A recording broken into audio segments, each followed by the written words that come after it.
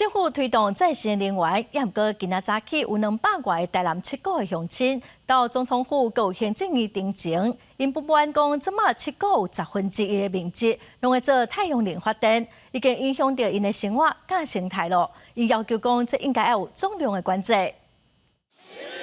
上百个台南七股乡亲吹沙透明就北来到总统府头前抗议，因为七股已经有10%的土地互供电帮占去啊。到我们总统府的这个凯道前面前来做这个诉求，可能会很辛苦。其实我感觉阮袂辛苦啦，阮袂辛苦，阮是心痛尔啦。哦，阮非常的心痛。4当前，因嘛北到台北游行抗议，不过到今状况都无改善。因讲本地七股生活、生态、生产的3成，即马因为供电帮拢迫害了了。供电起规片，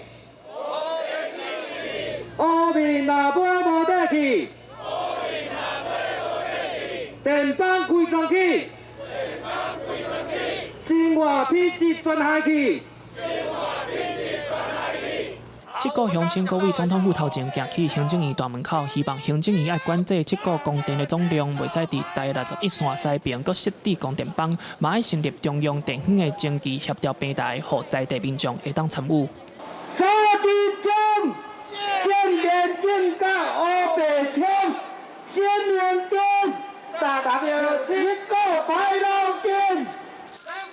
七股乡亲伫行政院头前等蛤蟆壳抗议，嘛甲因的陈情书交予行政院，希望行政院听到因的声音。阮会对大家意见做好好来处理哈，因为即马有相关的部会哈，爱去协商，爱去处理哈，所以大家会凝聚一个共识，怎么样去处理哈，跟大家再进一步来报告哈，谢谢。下晡会伫立法院召开公听会，行政院表示会派部会的副乡长出席，不过乡亲无法度接受，呼吁行政院高层爱出来面对。记者林书豪、谢桂林台北报道。